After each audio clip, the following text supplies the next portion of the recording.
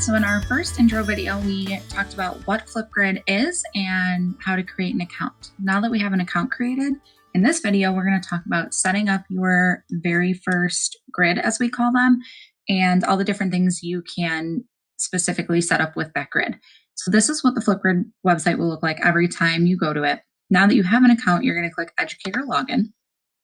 It's going to take you to your choices of Google Login or Microsoft Login. Because I have a Gmail, I'm going to click Google Login. And I'll click my email. It will sign me in. And this is what your homepage will look like. So as you can see, I just signed up, so I don't have any grids, as we call them. And I also, it's nice here, it'll always tell you the total amount of engagement time you've had. Engagement time is views that you're getting, so as many times the videos are being watched, any comments or any video replies that are being made, those all count towards engagement time. So first thing we're going to do is we're going to click Add New Grid. What comes up for this grid is, first of all, the name of your grid. So you can name this any way you'd like. I, for example, have 4 classes, and we call them Core 1, Core 2, Core 3, Core 4. When I create a grid, I usually create a different one for each class. That way, I only have about 25 to 30 students within that one grid. So let's say I'm going to call this one Core 1. And now here's your choices of grid type. You have 3 choices: school email, student ID, and public and PLCs. So school email just means that students would join using their email. Here is something that I want to add too. Students are not required to create an account, which is really, really nice. You'll have a link that you eventually share with them, and they don't actually have to have a FlipGrid account. What will happen is when they click on that link, they will just have to log in using their email.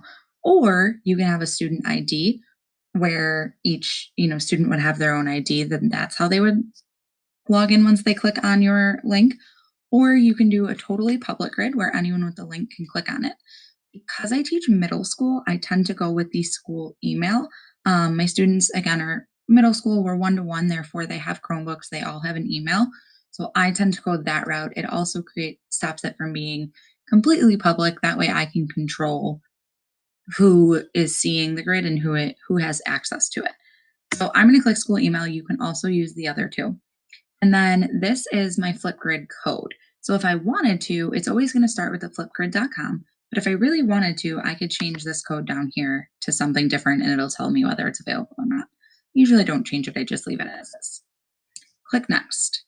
Now you can see that they have entered the end of my email. So for example, when I'm at school, my email is at ridgeland122.com. It says here, add your student's email if it's different.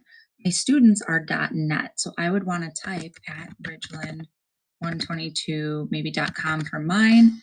It'll show up. I add that domain. That way, when they go to click your link, their emails, their domains are accepted. So if you have multiple domains, make sure you add that domain in. That's very important. Click next. Now you've created your grid and you have a link. All you have to do is copy this link, press copy. It's now copied. You can paste it anywhere you want. If you're using Google Classroom, you can share immediately. If you're on Remind, you can share there. You have a lot of options with this. Now, if you want to go to your grid, you'll be able to access that link anytime you want. Now, you can make a lot of changes to this. So you can see just a couple here. You can click Add a Co-Pilot. If you have another teacher in your classroom, you can absolutely invite them. That way they are co-piloting this with you. They have the access that you have. You can share the link at any time. There it is. You can share it via QR code if you'd like. Your actions here, you can duplicate this grid. So if you want to make another grid just like this, you can click Grid Notifications. So I like to get notified for every video just so that I can keep up to date when my students add a video. And then you can delete your grid. The Teams integration is more if you're looking for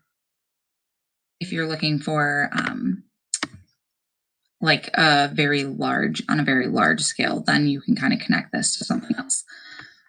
And you always have the ability to edit any of these about your grid at any point in time. You always have your flip code there. In the next video, we're going to look at, now that you've created the grid, how do you create topics and what can you do with those topics?